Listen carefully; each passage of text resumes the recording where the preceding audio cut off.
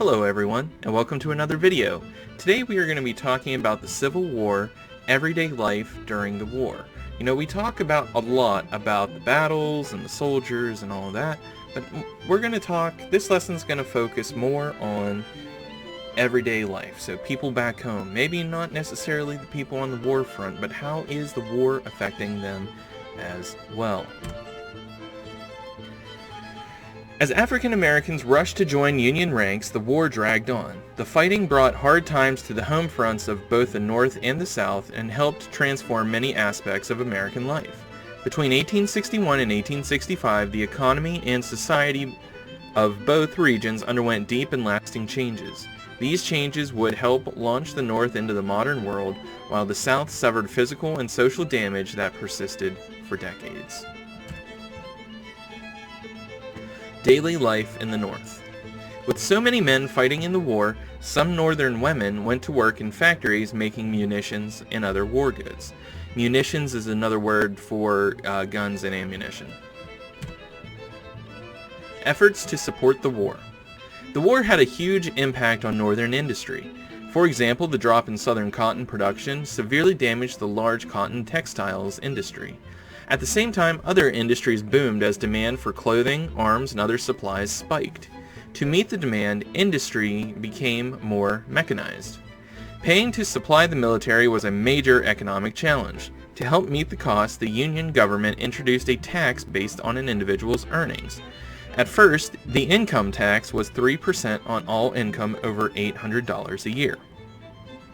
As the war continued, the tax was increased. The Union also raised tariffs, which brought in revenue and helped Northern industry by raising the cost of imported goods. Other efforts to support the war. The biggest source of wartime funds came from the sale of government bonds. In return for the purchase price, the buyer received a certificate promising to pay the holder a larger amount of money at a future date. The Union sold billions of dollars worth of bonds to banks and individuals. Citizens were encouraged to buy bonds as an act of patriotism. Now, I'm going to pause and we're going to look at this picture on the screen right now. This is obviously, it's dated for June 15th, 1969. This is a much later date. But this is what a bond is.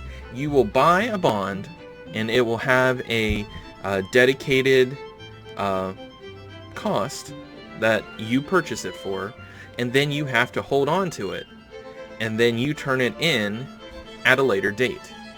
So, and then whenever you turn that back in, you're going to be paid back that amount of money that you bought the bond for, plus interest, money on top of it. So it's essentially you as an individual, as a consumer, as a customer, are loaning money to the government, and the government is giving you sort of like a little IOU. It's like, if you give me this money now, I will give you that money back plus interest at a later time.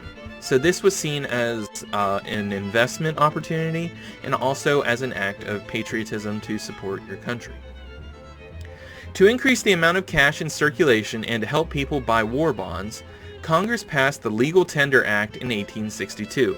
This law allowed the Treasury to issue paper money called greenbacks because of the color of the paper used. For the first time, the United States had a single common currency that its citizens could use to purchase goods. The war spurs expansion. The Civil War also helped bring about far-reaching changes in the use of public land in the West. For years, the question of how to use this land had been dominated by the slavery issue. In addition, Northern and Southern companies squabbled over the route for a proposed rail line linking California to the east. With secession, however, these issues disappeared. In 1862, Congress passed the Homestead Act, making Western land available at very low cost to those who would farm it. The war also resolved the argument over the route of the Intercontinental Railroad. The Pacific Railroad Act granted land to companies to build rail lines through Union territory. So the war is really expanding a lot of things here, where people are living, railroads, everything like that. while they were useful to the war effort, they're also going to be very useful to the economy. Okay, so we're going to look at this chart, and this chart kind of links together a bunch of events. And it's all about the Homestead Act. This is when it starts. So President Lincoln signs the Homestead Act on May 20th, 1862. This allows the Homestead Act allows the government to make grants of public land of up to 160 acres. Homestead farmers must agree to cultivate the land for a period of 5 years. Daniel Freeman, a scout in the Union Army from Nebraska, becomes the first homestead farmer on January 1st, 1863. Homestead farmers fill out an application, improve the land, then file a patent to own the land. By 1934, 10% of land in the United States has gone to homestead farmers, and 1.6 million applications have been filed. So this ended up being a very huge opportunity for a lot of people in the United States. Some Northerners resist the draft.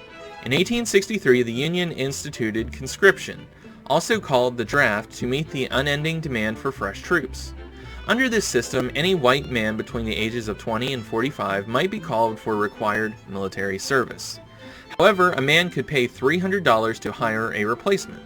Thus, at a time when laborers earned less than $2 per day, the burden of conscription fell mostly on recent immigrants and others who held low-paying jobs.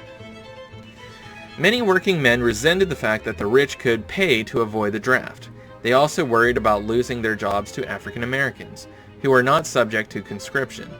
Anger over the draft led to violence. In the New York draft riot of July 1863, a mob of poor white working men went on a 4-day rampage, damaging factories that made war supplies and attacking African Americans. African Americans were also targeted in similar race riots in other northern cities. So the use of the draft here, the use of conscription, angered a lot of people because they did not want to be involved in this war. They did not want to fight. And this led to mobs of people going on rampages. So this was very resisted by some people. Draft rioters were not the only Northerners angered by the war effort. A faction calling themselves Peace Democrats opposed Lincoln's conduct of the war and demanded an end to the fighting. Their opponents dubbed them Copperheads, after a type of poisonous snake. While some Copperheads promoted violence against the Union, most remained loyal to it and wanted only to end the war. The president, however, viewed any effort to undermine the war effort as a grave threat to the nation.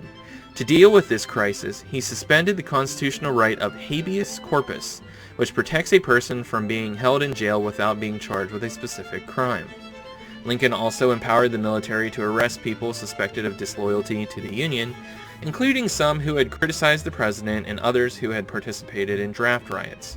The Supreme Court ruled that Lincoln did not have the right to suspend habeas corpus, but the president ignored that ruling. This violation of rights protected under the Constitution is an early example of the struggle to balance national security with prized individual rights in times of war. So, habeas corpus is a right that you have as an American citizen that says that the police cannot arrest you and hold you in jail without charging you for a crime. Now, under wartime, the President Lincoln suspended this. He ignored habeas corpus, and even though the Supreme Court said that he did not have the authority to do so, he kind of just did it anyway. So, now this was used against people that he thought were going to try to derail the war effort, people who protested against it and things like that. So, not saying it's right, not saying it's wrong. I'm just saying that's what he did. Daily life in the South. The Civil War made great economic demands on the South as well, but unlike the North, the Confederacy lacked the resources to meet these demands. As the war dragged on, the South seemed in danger of collapse. This cartoon criticizes the Union's efforts to enact a blockade against southern ports early in the war. Now, this cartoon that is posted here shows these sailors as the northern sailors is seen as like kind of like goofy and like not very serious, so it kind of is trying to make fun of the effort of this blockade. Blockades stifle the South. The most pressing threat was the Union blockade of southern ports.